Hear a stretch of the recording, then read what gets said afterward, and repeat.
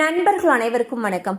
இன்னைக்கு நம்ம அந்த வீடியோல தமிழகத்தில் பல மாவட்டங்களில் மீண்டும் கனமழை என்ற தகவல் வெளியாகியுள்ளது. சோ அதை பத்தி தான் இப்ப நம்ம பார்க்க போறோம்.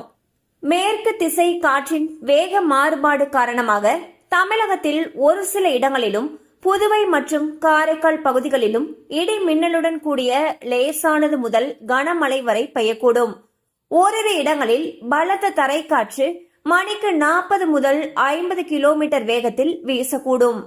நீலகிரி மாவட்டத்தில் ஓரிரு இடங்களில் கன முதல் மிக கனமழையும், கோயம்புத்தூர் மாவட்ட மலைப்பகுதிகள், திருப்பூர், திண்டுக்கல், தேனி மற்றும் தென்காசி ஆகிய மாவட்டங்களில் ஓரிரு இடங்களில் கனமழையும் பெய்ய வாய்ப்புள்ளது.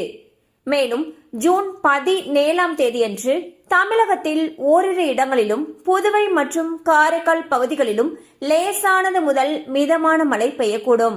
கோயம்புத்தூர் மாவட்டத்தின் மலைப்பகுதிகள் மற்றும் நீலகிரி மாவட்டத்தில் ஓரிரு இடங்களில் கனமழையும் பெய்ய வாய்ப்புள்ளது. அதே சமயம் ஜூன் 18 முதல் 21ஆம் தேதி முதல் தமிழகத்தில் ஓரிரு இடங்களிலும் புதுவை மற்றும் காரைக்கால் பகுதிகளிலும் லேசானது முதல் மிதமான மழை பெய்யக்கூடும். சோ வந்து பாத்தீங்கன்னா சென்னை வானிலை ஆய்வு மையம் ஒரு முக்கியமான அப்டேட்டை வெளியிட்டிருக்காங்க. அதுல என்ன சொல்லியிருக்காங்கன்னா, தமிழகத்தை பொறுத்த வரைக்கும் 21 ஜூன் வரைக்குமே பல இடங்கள்ல கன முதல் மிக கனமழை பெய்யறதுக்கான வாய்ப்புகள் அதிக அளவுல இருக்குன்னு சொல்லியிருக்காங்க. சோ கனமழை அதிகமாக பெய்யக்கூடிய பகுதிகளில் பள்ளி கல்லூரிகளுக்கு விடுமுறை விடப்படுவதற்கான வாய்ப்புகளும் அதிக அளவுல இருக்கு. கண்டிப்பா அந்த அப்டேட் உங்களுக்கு பயனுள்ளதா இருந்திருக்கும் நம்புறோம். மேலும் இது போல அப்டேட்ஸ் உங்களை உடனே ரீச் ஆகணும்னு நினைச்சீங்கன்னா நம்ம சேனலோட தொடர்ந்து இணைந்திருங்கள். தேங்க்யூ ஃபார் வாட்சிங்.